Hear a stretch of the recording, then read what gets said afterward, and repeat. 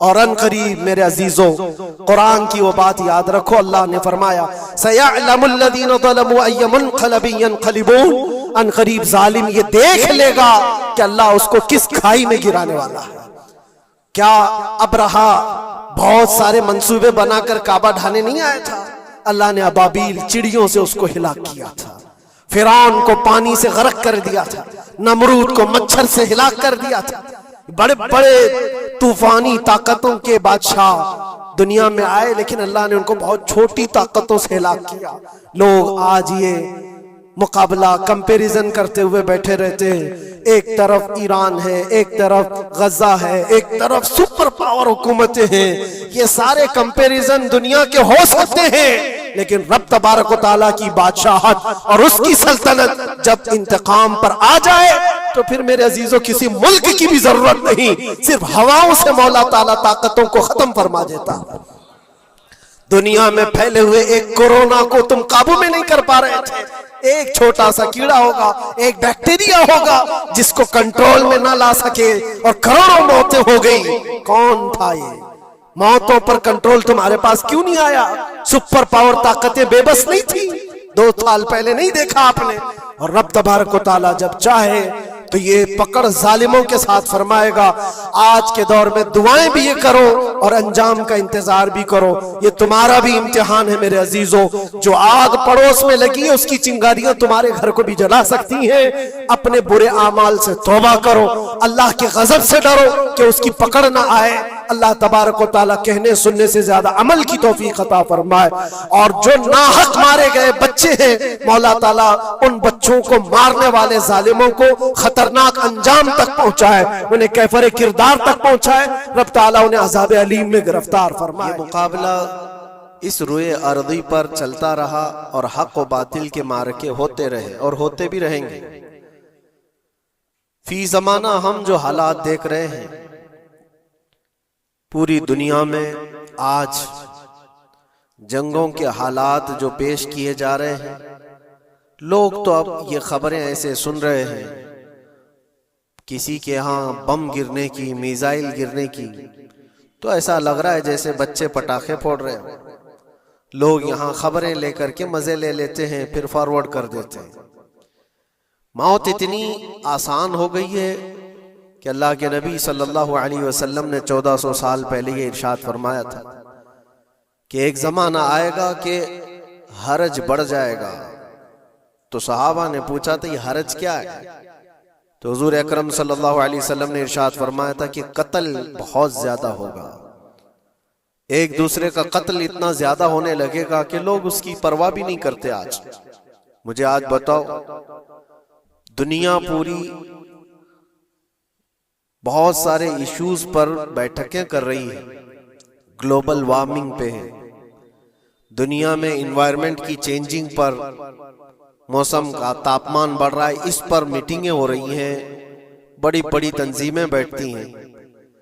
ये ढकोसला है ये दुनिया का, ये मगरिबी दुनिया, वेस्टर्न कंट्रीज का दिखावा है। ये एनिमल लवर्स को भी बाहर लेकर के आते हैं, उनको बहुत ज्यादा कवरेज दिया जाता है। ये कुत्ते से प्यार करने वाला है, ये मुर्गी से प्यार करने वाला है। जालिमों, 40,000 नहीं 50,000 लोगों को फिलिस्तीन में तुमने ना हक मार दिया, उस पर कोई बैठक नहीं करते। मौत इतनी आसान है इंसानों की।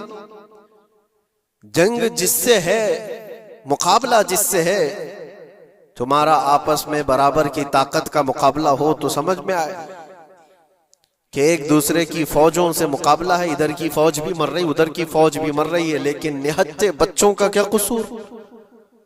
बल्कि वो गोद में आए हुए अभी जिन्होंने शऊर की आंखें भी नहीं खोली, दूध पीते बच्चों के जो कत्ल हुए हैं। तारीख में आपने पढ़ा होगा फिरौन ने 12,000 बच्चों का कत्ल किया था, सिर्फ इस गुमान से कि उसने ख्वाब देखा था बनी इसराइल में एक बच्चा पैदा होगा जो उसकी सल्तनत को हिलाक कर देगा। ख्वाब की वजह से काहिनों ने उसको बताया था, उसने ख्वाब ये देखा था कि आसमान से एक तारा टूटकर उसकी गोद में गिरा और आग लग गई। तो नजूमियों ने उसकी ताबीर यह बताई थी कि बनी इसराइल में एक बच्चा पैदा होगा जो तेरी सल्तनत को हिलाक कर देगा।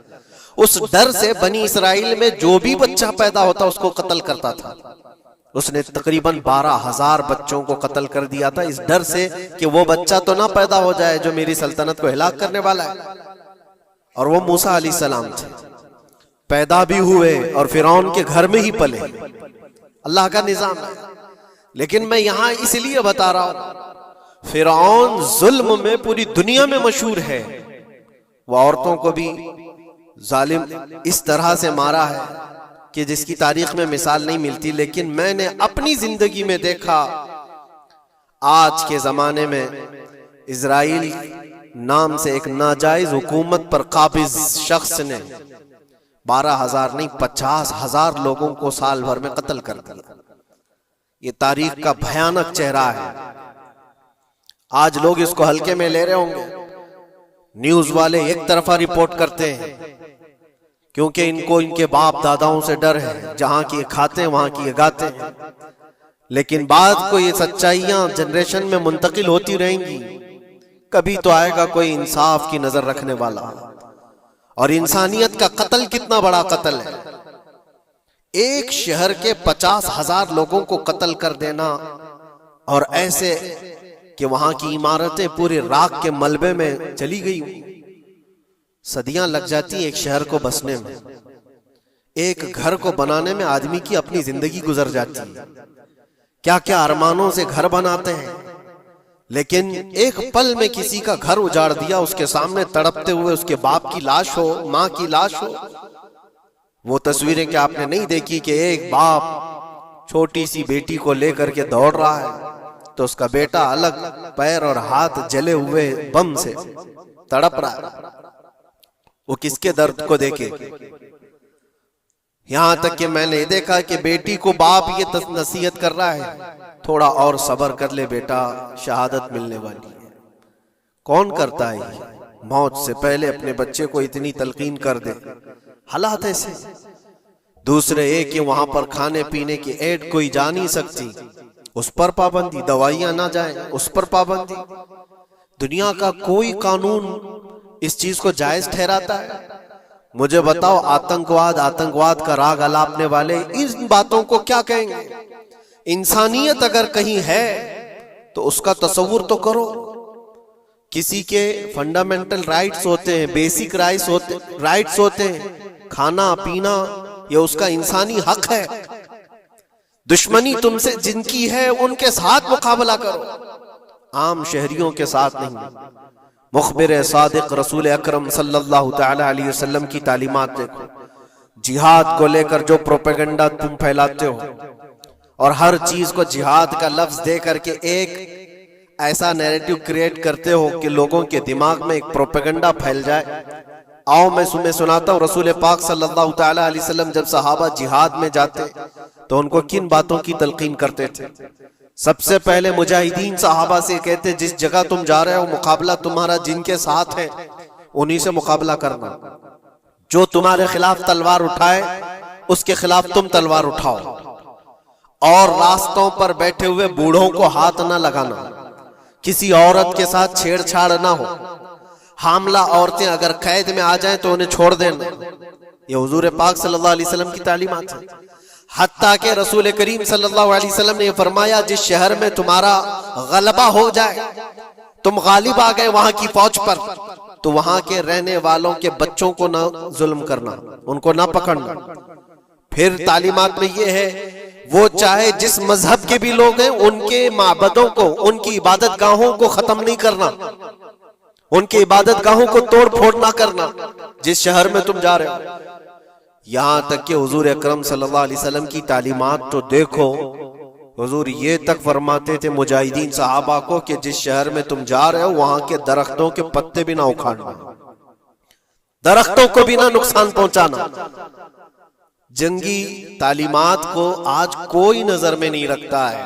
दुनिया कहती है कि जंग के दौरान भी कुछ उसूल होते हैं, लेकिन कोई उसूल नहीं। हमने देखा है जिसकी ताकत है उसका बोलबाला है। ये दुनिया उनके खिलाफ कभी कोई बात नहीं करती। आज से तकरीबन 20 साल पहले भी इराक की क्या हालत थी आपने देखा होगा। एक झूठे प्रोपेगेंडे की वजह से पूरे इराक को तबाह किया गया, आज तक वो संभल नहीं पाया है।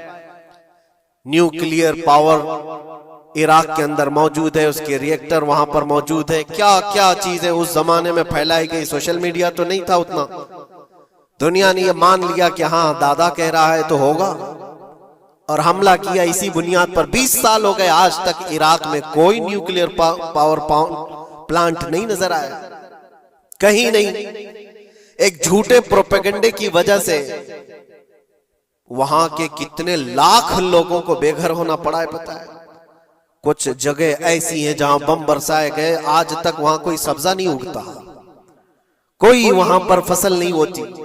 मैंने खुद अपनी आंखों से देखा एक नया मैदान जिसपे लोग फुटबॉल खेलते थे, चंद सालों के बाद देखो तो पूरा मैदान कब्रों से भरा हुआ है। कब्रें हैं वहां पर, पूरी कब्रें हैं। लोगों को जनाजा उठाने के लिए लोग नहीं मिलते। मौत इतनी आम कर दी गई थी, इन बातों को कोई कहता है? आपने सुना कभी अबू गुरैब जेल के मुतालिक? कैदियों के साथ जो वहशियाना सलूक किया इन गोरों ने, अल्लाह की पनाह, बहुत सख्त किस्म के, दुनिया में बदनामे जमाना जेल उसको कहा जाता है। हर तरह की वहां पर कैदियों के साथ आजमाइशें हुई, हर तरह की। उन पर कुत्ते छोड़ देना, उनकी शर्मगाहें काटना, उन पर पेशाब करना, हर चीज जो इंसानियत सोज है, इंसानियत को जला देने वाली, ये सारी हरकतें की गई। दुनिया खामोश है उस सिलसिले में। क्यों? सुपर पावर के 1000 गुना भी हजम कर लिए जाते हैं। छोटा मुल्क या गरीब आदमी कोई बात करे तो सारे उस पर टूट पड़ते हैं। आज मैं एक चीज आपको बताना चाह रहा हूं कि ये कोई नई चीज नहीं है जो हो रही है आज दुनिया में, ये फैलने वाली है और कयामत के करीब हम आ चुके हैं। हो सकता है दुनिया पूरी जंगों के लपेट में हो, जो रसूल पाक सल्लल्लाहु अलैहि वसल्लम ने इरशाद फरमाया, कत्ल इतना बढ़ जाएगा कि 100 लोग हों तो 99 मर जाएंगे, एक बच जाएगा। कत्ल इतना बढ़ जाएगा, ये जंग की आग हो सकता है आसपास सब फैल जाए, जिसकी वजह से इस वबा में, इस बला में सब मुलविस होने लग जाएंगे। और एक बात ये भी याद रखो, चाहे जैसी भी हुकूमत हो, तारीख पूरी उठा करके देखना, जुल्म के बाद जो गुरूर और तकब्बुर में आकर फिरौन बनने की कोशिश करता है, उसका अंजाम अल्लाह ताला बहुत भयानक फरमाता है, बहुत भयानक अंजाम होता है। अब के जालिम भी अपने अंजाम के बहुत करीब आ चुके, इन्होंने जुल्म इतना किया है, वो बच्चों की आहें, वो औरतों की चीखें क्या बारगाह रब्बुल इज्जत में ना पहुंची होंगी? रब तबारक व तआला खुद फरमाता है, सयअलमुल लदीन ज़लमू अय्य मुनक़लबिन यनक़लिबून, अनक़रीब जालिम ये देख लेंगे कि किस पलटी में अल्लाह ताला उन्हें गिराने वाला है। जो जाल वो अपने दुश्मनों के लिए बुनते हैं, अल्लाह ताला उसी जाल में उनको फंसाता है। आज देखना आप, तारीख की सच्चाइयां आपको इस बात का जवाब देंगी। जालिम ये समझता है कि मैं खुदा के बराबर हो चुका, मुझे कोई भी हिलाक नहीं कर सकता। अल्लाह ताला फरमाता है, इन्नमा तकुनु युद्रिकुमुल मौत वलौ कुंतुम फी बुरूजिम मुशय्यदा, तुम मजबूत किले में क्यों ना बैठे हो, मौत तुम्हारे पास आकर पकड़ लेगी। और रब तबारक व तआला के लिए कोई चीज नामुमकिन है। लोग आज हवा बनाते हैं कि एयर डिफेंस सिस्टम इतना बड़ा है, कोई कुछ नहीं कर सकता। एक छोटे से पिद्दे से एक नाजायज कंट्री को महफूज दिखाने के लिए दुनिया पता नहीं क्या क्या बातें वायरल करती है। इजराइल के पास आयरन डोम है, एयर डिफेंस सिस्टम इतने बड़े हैं, कोई नहीं आ सकता। वो खुदा है? कोई खुदा है? लेकिन दुनिया आज देख रही है, बहुत सारी चीजों को देख रही है। मुझे यहां पर किसी के सिलसिले में नहीं कहना है, लेकिन एक बात कहना है कि नशा में चूर, घमंड में चूर जो बंदा होता है, अल्लाह ताला कभी उसको मच्छर से भी हिलाक करता है। बहुत बड़ी ताकत का इससे मुकाबला होना जरूरी नहीं, तुम्हारे पास होगा बहुत बड़ा सिस्टम, लेकिन रब तबारक व तआला जब इंतकाम ले ले तो फिर तुम्हारे लिए बहुत बड़ी ताकतों की जरूरत नहीं। आप हमें तारीख बताओ। इराक में नमरूद एक जमाने में इस तरह की हरकत किया था कि उसने बहुत बड़ी इमारत बनाई थी और उसके मुताबिक बात ये थी कि वो 1000 लोगों से तन्हा लड़ सकता था, इतनी उसकी ताकत थी। शेर से खुद मुकाबला करता था, कभी डरता नहीं था। नमरूद की ताकत मशहूर थी उस जमाने में और सारे लोग उसकी ताकत का लोहा मानते थे, हत्ता कि वो कभी अपनी जिंदगी में बीमार नहीं हुआ था। आदमी जब बीमार नहीं होता तो उसका गुरूर बढ़ जाता है, सोचता है मुझे कुछ हो नहीं सकता। नमरूद ने उसके बाद ये देखा सारी दुनिया मेरे कब्जे में है, ताकत और दौलत के जखीरे सब उसके पास से, लेकिन एक चीज नहीं थी, मौत। मौत पर कंट्रोल। इसको कैसे किया जाए कंट्रोल, यानी मरने से बच तो नहीं पाएगा, ये कंट्रोलिंग पावर भी हमारे पास होना चाहिए। उसने एक बहुत बड़ी इमारत बनाई, कहा कि खुदा आसमानों में होता है, हम इतनी बड़ी इमारत बनाएंगे कि उन इमारतों पर चढ़कर खुदा को ललकारेंगे, आजा मैं मुकाबला करता हूं और मुकाबला करके मैं खुदा को गिरा दूंगा किसी भी तरह से। अगर मुझसे ना हो सके तो पूरी फौज को तैयार करूंगा। खुदा से लड़ाई लड़ करके एक बार वो मौत और हयात का पावर अपने हाथ में ले लेंगे, फिर हमको जब तक चाहे जीना है।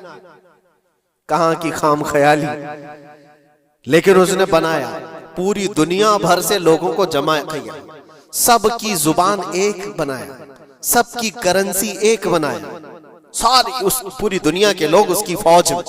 सबको ये बावर कराना शुरू किया कि हमारी लड़ाई है दुनिया से नहीं, हमारी लड़ाई क्रिएटर से, खालिक से। हम उससे पावर छीन लेंगे एक बार और फिर अपने हाथ में मौत और हयात का कंट्रोल रखेंगे। जिसको जितनी लंबी उम्र चाहिए मैं दूंगा, जिसको जब तक जीना है मैं दूंगा, अजल तक, अजल से लेकर अबद तक। ये सारे ख्यालात उसके थे और उसने जमा किया, इमारत भी बनाया, फौज भी तैयार किया। क्या रब तबारक व तआला ये नहीं देख रहा था?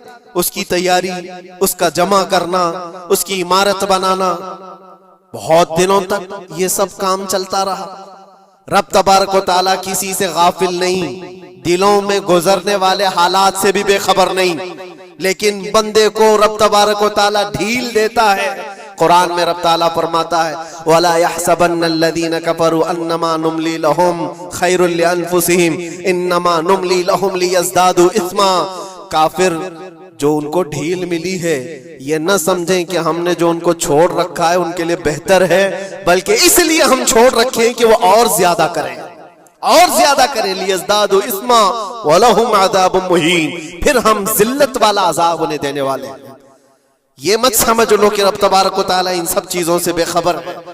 नमरूद इतना सब करता रहा, अल्लाह ने उसको छोड़ रखा। बना ले, लंबी इमारत बना, फौज भी बना ली, सारी चीजें बना लिया। मुकाबले के लिए उसने दिन भी तय कर लिया। उसके बाद उसको खुदा से लड़ाई लड़नी थी, कहां खुदा तक पहुंचने की बात। लेकिन बंदा जब गुरूर और तकब्बुर में आता है तो वहां तक भी सोचता है, उसे मौत पर कंट्रोल हासिल करना था, बस ये एक चीज थी। फिर जब वो दिन आया, किताबों में मिलता है अल्लाह तबारक व तआला ने फरिश्ते, उसकी जो तादाद है उसका किसी को इल्म नहीं। बारिश के जितने कतरात गिरते हैं ना, एक एक फरिश्ता बूंद लाकर रखता है। अब आप अंदाजा कर सकते हैं फरिश्तों की तादाद कितनी हो सकती। उसमें जो बड़े फरिश्ते हैं वो जिब्राइल, मीकाईल, इसराफील और इज़राइल अलैहिमुस्सलाम, जो सरदार मलाइका हैं, फरिश्ते हैं, उनके अपने अपने काम हैं, बहुत पावरफुल फरिश्ते हैं। इनकी बात नहीं कर रहा, किसी एक आम फरिश्ते को रब तबारक व तआला ने बुलाया और फरमाया, जाओ जमीन पर हमारे एक बंदे ने हमसे लड़ाई का इरादा कर लिया है। उसकी ताकत और कुव्वत और उसकी जमा शुदा सारी चीजों को देख करके आओ। वो फरिश्ता जमीन पर आया, जिस जगह पर उसने ये सब जमा किया था। फरिश्ता उतरकर सिर्फ अपने पैर हिलाया था, पूरी इमारत भस्म हो गई। कुछ नहीं किया था, उसकी बनाई हुई इमारत भस्म हो गई।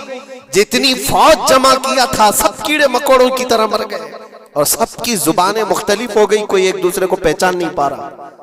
ये मिनटों की भी बात नहीं थी, सेकंडों की बात थी। फरिश्ता वापस चला गया, नमरूद का जवाल हो गया, खत्म हो गया। ये तारीख की एक बात है और ये रिवायत हम अपनी किताबों में नहीं रखते, ये रिवायत यहूदियों की किताबों से ही है।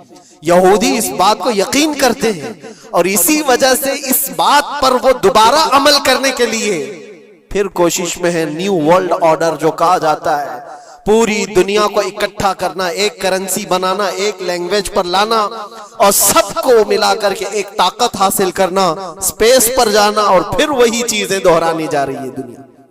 वही चीज एक दोबारा बार ट्राई करना है, जिसके लिए आपको पता है ये छोटी सी कौम पूरी दुनिया पर कंट्रोल हासिल करने के कैसे कैसे ख्वाब देखती है। अगर आप जाएं, इस्लाम दुश्मनी तो इनकी पुरानी है, लेकिन ये जो 50,000 लोगों का कत्ल है, ये सिर्फ और सिर्फ उनके अपने एक छोटे मकसद के लिए। हो सकता है बहुत सारी बातें हो, गजा पट्टी एक ही इलाका बचा हुआ है फिलिस्तीन का, बाकी सब तो ये कब्जा कर चुके 1947 के बाद, 48 के बाद। छोटा सा हिस्सा जो बाकी गजा पट्टी जिसकी 20 लाख की आबादी, उस इलाके पर इतनी ज्यादा क्यों क्रूरता है, क्यों? बाकी सब जगह पर और भी दीगर जगह पर, यरूशलेम में, वेस्ट बैंक में, कई जगहों पर मुसलमान आबाद हैं। ये गजा के लिए क्यों इस कदर सख्तियां हैं?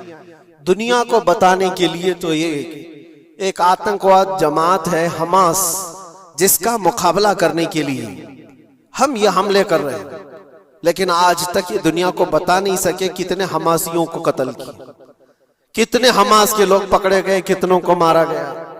चंद होंगे, लेकिन उसके बदले में जो भारी कीमत चुकाई हो गजा के निहत्थे लोगों ने, 50,000 लोगों का कत्ल, ये तो रिकॉर्ड पे दिख रहा है। बाकी अल्लाह वाला, बाकी कितने हैं जिनकी तादाद मिल ना सकी हो।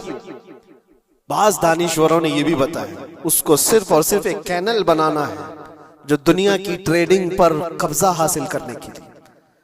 जो सुएज कैनाल है इजिप्ट का, जिससे मेडिटेरेनियन सी से लेकर के गुजरते हैं, 2 समंदरों को जोड़ने के लिए एक कैनल है मिस्र में, इजिप्ट में, जहां से इजिप्ट हर गुजरने वाले जहाज से टैक्स लेता है, हर गुजरने वाले जहाज से एक भारी कीमत लेता है, जिससे ट्रेडिंग पर असर भी रहता है।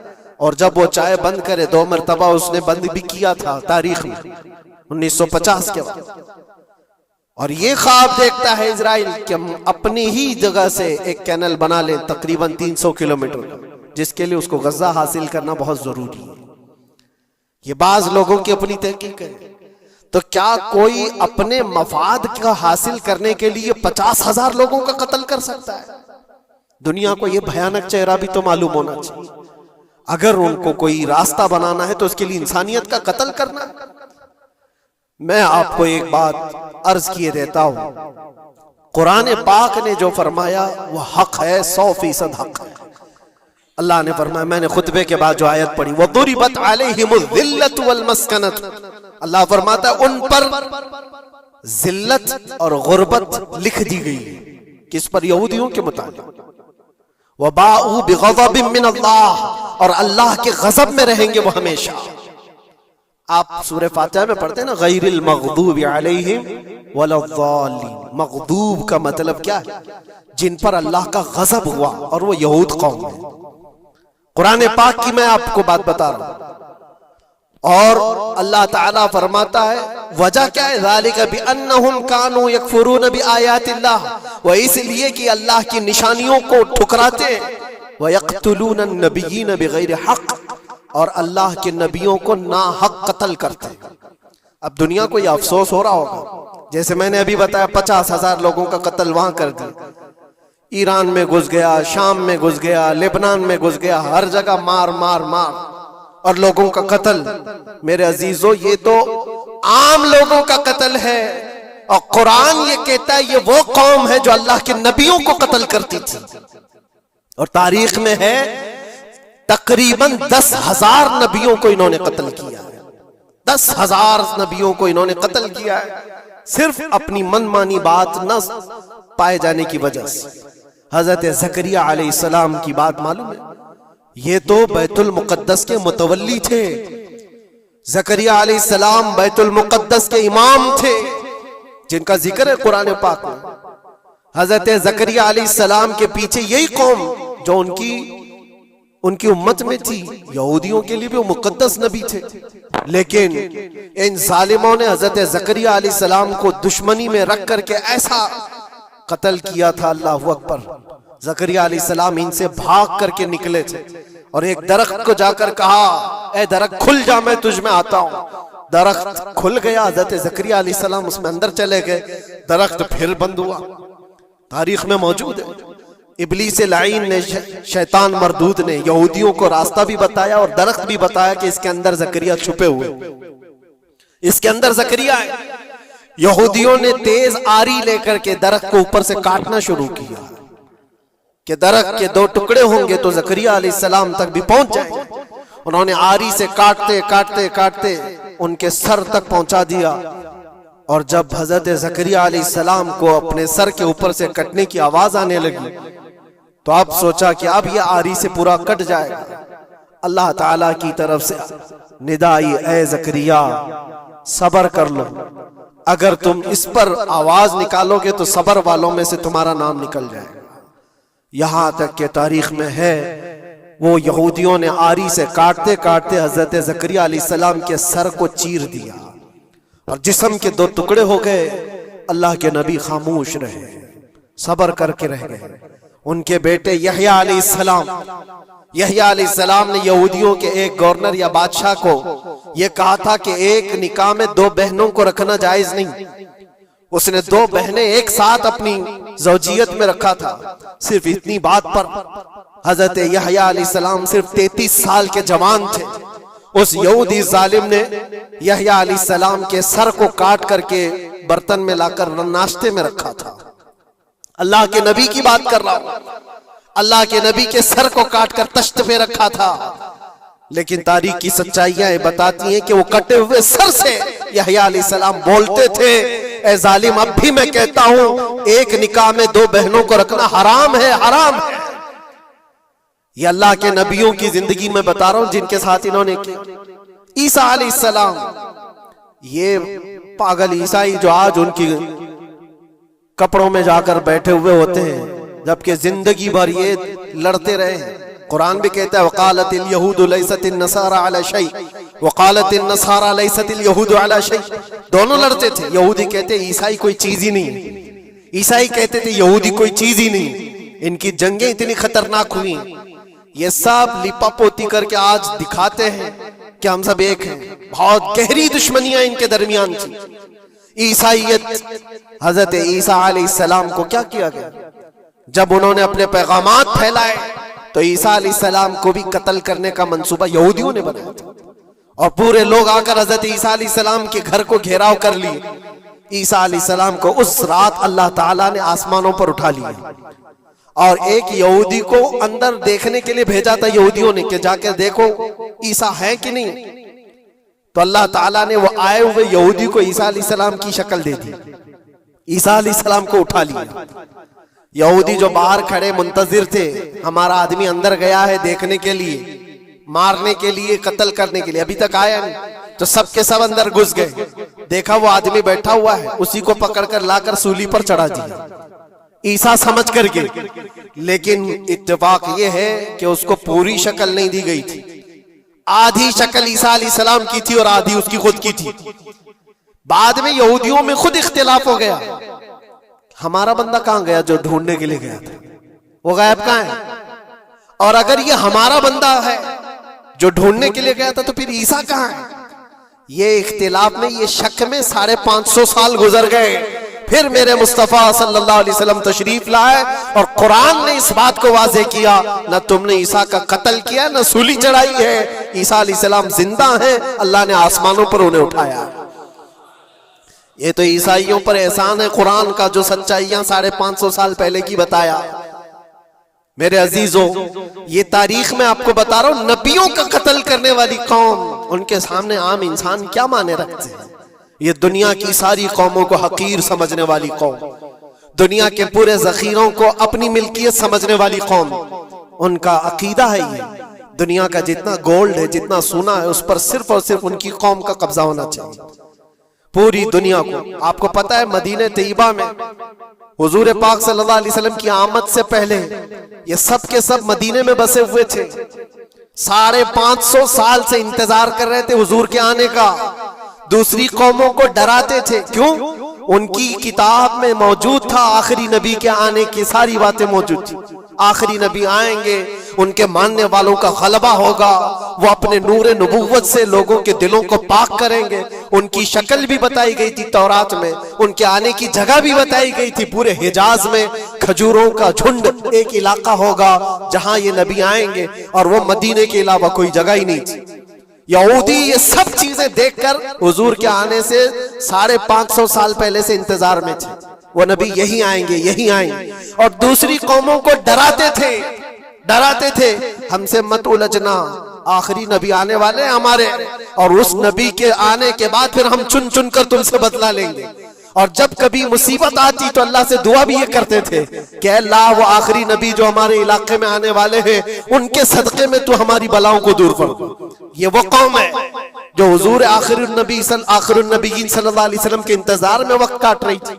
लेकिन हुआ ये, उनका अकीदा ये था कि आखिरी नबी तो बनी इसराइल में ही पैदा होंगे, हमारे खानदान में पैदा होंगे। इन्होंने ठेका ले रखा है आखिरी नबी कहां पैदा होंगे ये फैसला करेंगे।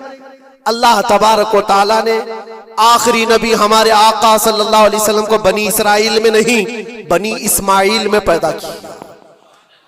इस्माइल अलैहिस्सलाम की औलाद में पैदा किया। और ये इस्माइल अलैहिस्सलाम की औलाद पूरे अरब में आबाद थी। अरब में पूरी आबादी इस्माइल अलैहिस्सलाम की थी। मक्का को आबाद किसने किया? इस्माइल अलैहिस्सलाम। इस्माइल अलैहिस्सलाम की औलाद पूरे मक्का में आसपास सब इलाकों में आबाद, सारी जितने भी नस्ब हैं वो इस्माइल अलैहिस्सलाम तक पहुंचते हैं, अरब वालों के। और ये यहूदी बनी इसराइल है, यानी याकूब अलैहिस्सलाम की औलाद में से। और ये दूसरों को हकीर जानते थे। जब तक ये लोग अरब में थे, मदीने में थे, इन्होंने हर एक को हिकारत से देखा। अरबों से इनके ताल्लुकात ऐसे नहीं थे, आम लोगों से कहते हमारे से बात करने के काबिल नहीं है, सबको उम्मी कहते थे, अनपढ़, जाहिल, ऐसे अल्फाज से अरबों को पुकारते थे। अरबों से अगर इनके ताल्लुकात होते भी तो बड़े बड़े टॉप लीडर जो होते हैं अरबों के, बस उनसे ताल्लुकात, आम लोगों को गिनते ही नहीं, कचरा कहते थे। बनी इस्माइल को जब ये कचरा कहते थे, और बनी इस्माइल में जब आखिरी नबी पैदा हो गए तब क्या कहने लगे पता है? कहते नहीं, ये गलत हो गया।